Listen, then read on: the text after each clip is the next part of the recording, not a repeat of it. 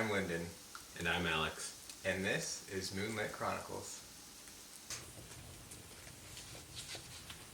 This is the story of Willie Mouse. Willie Mouse had often heard his ma and pa say that the moon was made of green cheese, and one evening he thought he would see if he could find it. He packed up a piece of cheese and a crust of bread, and taking his lantern, set out on his travels. He had not gone far when he met his friend Mr. Woodmouse, who asked him where he was going. "Oh," said Willie, "I'm going to find the moon. It's made of green cheese, you know." "I don't believe it's made of green cheese at all," said Mr. Woodmouse, but Willie wouldn't listen to him and went on his way. Coming round by Clover Green, whom should he meet but Miss Jenny Wren, looking very gay in her yellow bonnet. "Where are you off to?" she asked. "I'm on my way to find the moon." "The moon!" cried Miss Wren. "You'll never reach it. I flew ever so high one evening, and I didn't seem to get any nearer." "Well," said Willie, "why should it be made of green cheese if you can't reach it?" And on he went. Presently he came up to a wood, and looking up he saw Mr. Squirrel jumping from branch to branch. "Good afternoon," he said. "You do seem high up. Surely you can tell me the way to the moon. It's made of green cheese, you know."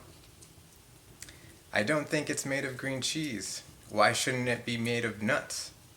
"How ignorant everybody is," said Willie the Mouse to himself. So on he went once more until he came to a little hole in the ground. And being very curious, he peeped inside. There sat Mrs. Mole, who came out when she saw him. "Do you live down there?" asked Willie politely. "Yes," replied Mrs. Mole. "Then I'm afraid you can't tell me how to get to the moon. It's made of green cheese, you know. Ma says so." "Nonsense, my child. Don't waste your time looking for the moon. Keep your eyes open for worms." Willie said goodbye to Mrs. Mole. Then he sat down and opened his parcel, because it was getting late and he thought he had better have some dinner. "I may not reach the moon yet awhile," he thought, "so I had better save a little piece of cheese for supper." After dinner he fell asleep, and on waking he found that it was quite dark. He looked up, and there was the moon right high up in the sky. "Oh, Mr. Moon," he cried, "you do seem a long way away. I think it would be much easier for you to come down here than for me to get up there." But Mr. Moon stayed there where he was. Looking up, Willie Mouse saw two big eyes gleaming in the dark. They belonged to Mrs. Owl. And as Willie was only a little mouse, he didn't know that Mrs. Owl had a special liking for little mice. "Please, Mrs. Owl," said he, "how can I get to the moon?" Down flew Mrs. Owl. "This is the way to the moon," she said, and she caught him up in her beak and carried him back to the owl house where she lived. When Willie Mouse saw all the owlets with their beaks gaping open, he began to be frightened, for he feared that Mrs. Owl was going to eat him all up.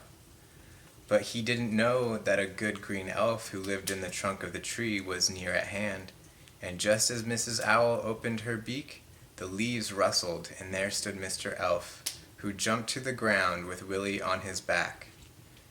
When the good green elf had shown him the way home, he thought he would ask him if the moon were really made of green cheese. But all of a sudden Mr. Elf disappeared, and Willie Mouse still thinks that one day he will find the moon and have enough cheese to last him all life. But he will wait until he is a little older and bigger before he tries to jump to the moon, and perhaps by that time he may be wiser too. I'm Alex. And I'm Lyndon. And this was another episode of Moonlit Chronicles. And don't stop telling your story.